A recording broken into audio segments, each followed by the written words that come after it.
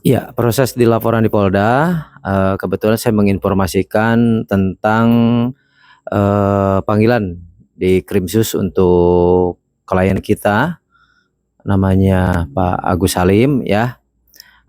Saya sedikit perlihatkan dokumennya. Ini sudah kami baca dan kami terima.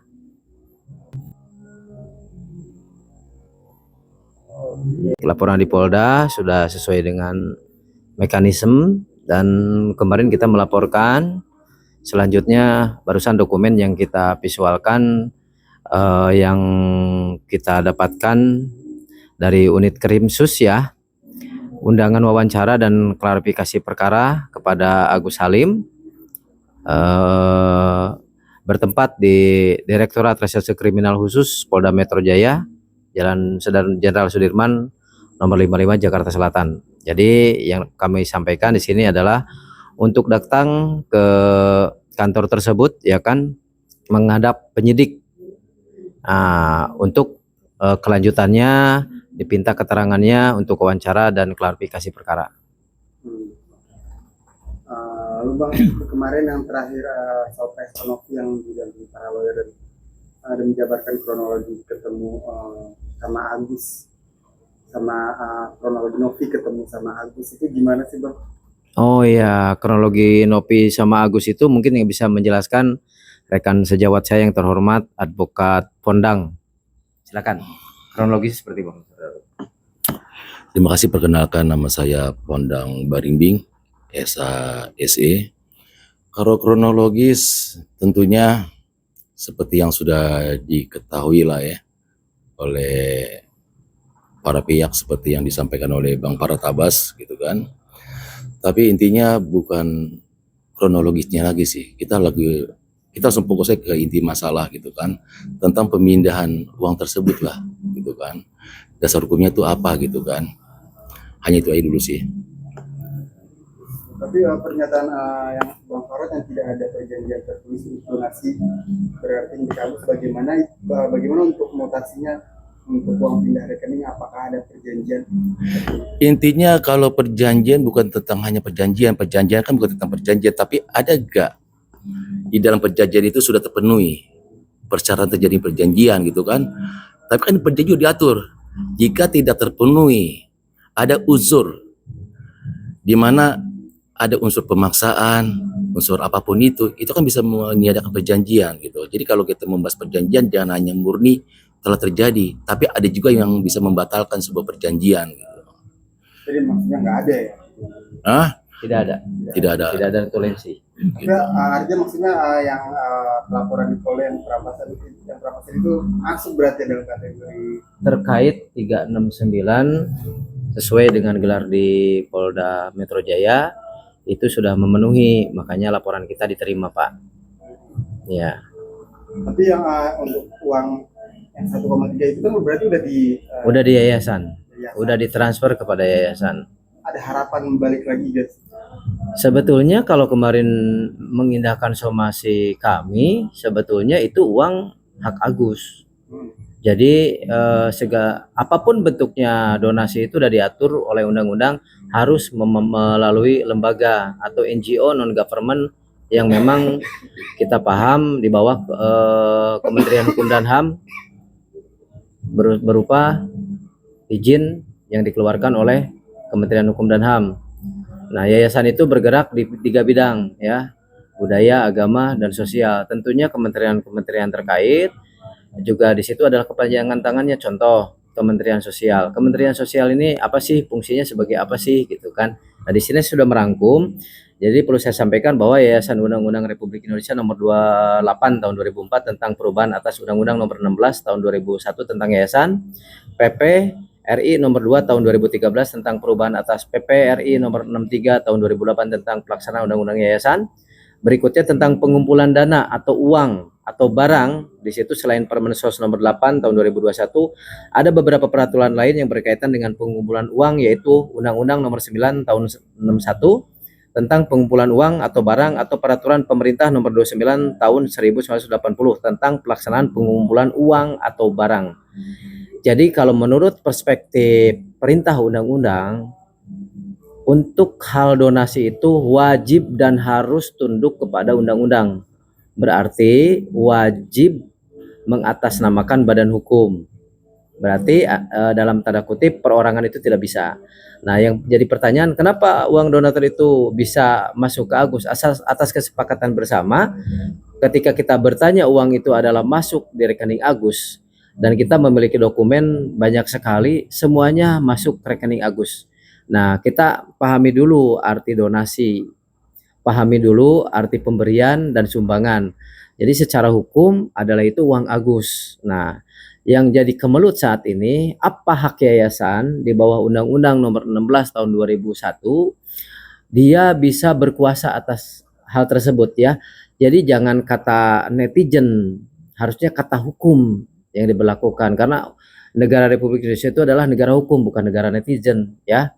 Jadi ketika ada di situ undang-undang yang mengatakan harus sesuai dengan regulasi, harusnya ikut serta dalam regulasi tersebut. Jangan sampai kita berpandangan bahwa hukum itu katanya sepertinya bagaimana dalam terkaan-terkaan yang tidak mengandung unsur positif. Jadi kalau saya perlu artikan bahwa perpindahan dana tersebut sudah hak milik Agus, dan pertanyaannya adalah hak hukum apa yayasan bisa dengan berbagai macam cara bisa memindahkan uang tersebut, sehingga meskipun di situ banyak berbicara tentang mensrea jauh ke mensrea ini berpindahnya tempat barang dari suatu tempat ke suatu tempat, berarti itu kan ada nilai transaksional. Nah, harusnya lebih bijak mengedepankan asas-asas hukum. Nah, makanya di situ sekarang apa yang dipermasalahkan, Agus adalah orang yang sudah memberikan donasi sesuai perasa undang-undang seluruhnya atau sebagian, ini bahkan 1,3 miliar ya. Kita punya dokumentasinya berupa transfer, uang itu sudah berpindah. Maka dari itu kami kemarin melaporkan inisial NP ke Polda Jabar terkait pasal 369. Ya, tinggal diartikan aja pasal 369 itu substansinya kemana dan bagaimana. Intinya gini lah. Silakan. Jadi kan ada sebuah penilaian Agus telah melakukan kesalahan dalam penyalahgunaan dana. Kita konteksnya ini bicara tentang hukum lah, salah. Nah, perbuatan salah seperti apa deh jika kita bicara konteks hukum? Gitu. Bisa nggak dijelasin gitu kan? Contoh kayak dibilang, banyak yang bilang bahwa saudara Agus klien kami telah melakukan persoalan seperti undang-undang TPPU.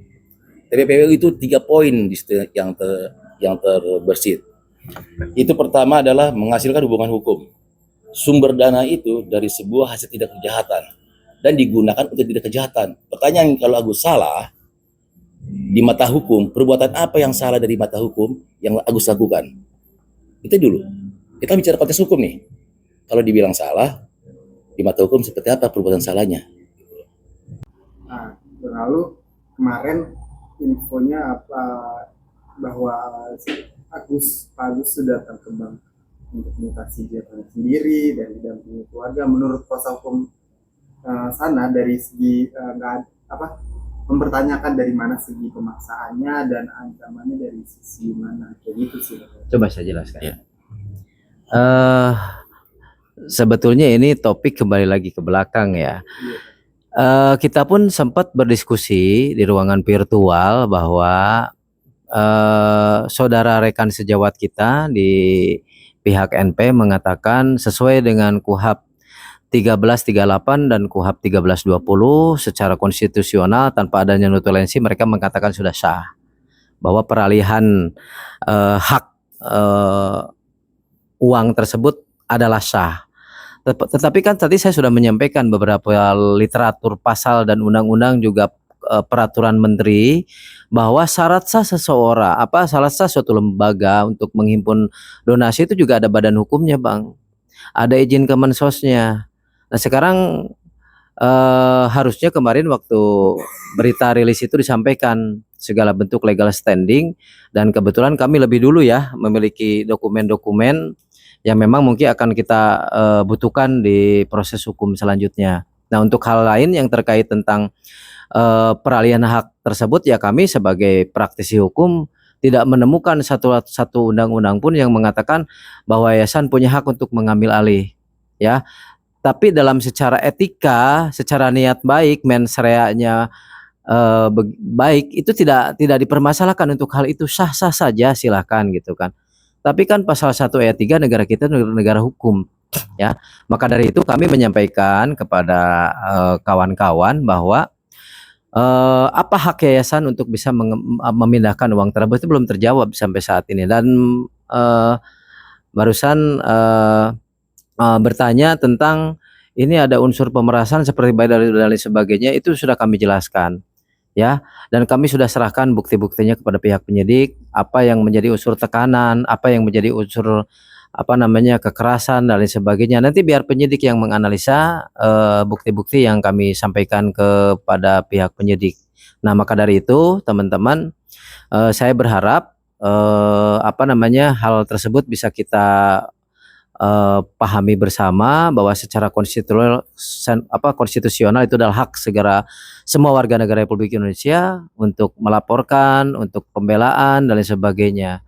Yang tepat itu sebetulnya bagaimana ya. Dari kemarin saya RD Law bersama teman-teman itu mengajak ya para pendukungnya Teknopi, para lawyer-lawyernya Teknopi, ayo kita berkomunikasi. Kasihan Teknopinya. Kasihan Teknopi itu banyak sekali pekerjaannya di luar. Saya sering ngomong kayak begitu. Ayo bertemu dengan kami. Masa kami yang berulang-ulang itu. Sekarang bahasa saya Pak Kiki yang disampaikan ke publik, netizen itu nggak tahu urusan itu. Ya.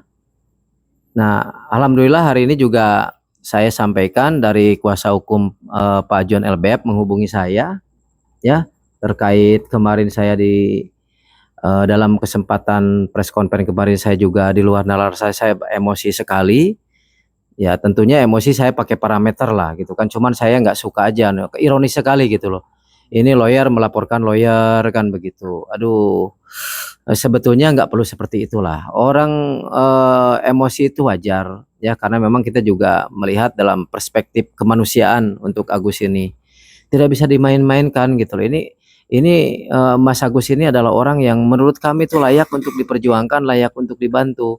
Jangan sampai teman-teman menganalisa bahwa apa yang Bang Farhat, Bang Edelo, Bang Pondang, Pak Kiki perjuangkan itu adalah hal-hal yang tidak substansi dengan kemanusiaan, justru dengan kemanusiaan kan gitu.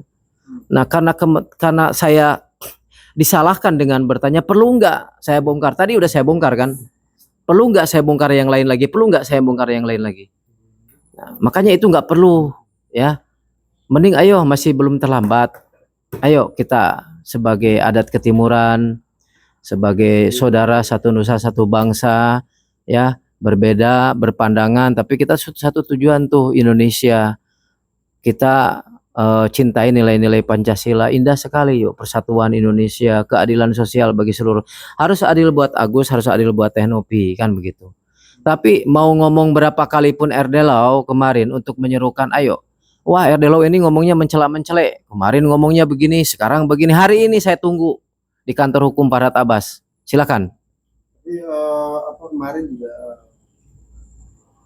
Teknopi ada, maksudnya baiknya sih dia masih mendukung gitu loh untuk Agus apa Mengobati matanya, subhanallah. Ya terbukti bukan itu Mas. Realisasi. Jadi gini, dasar hukumnya apa itu berpindah? Itu kan, intinya apa kesalahan Pak Agus dalam menggunakan dana tersebut yang notabene itu sudah sah menjadi miliknya gitu.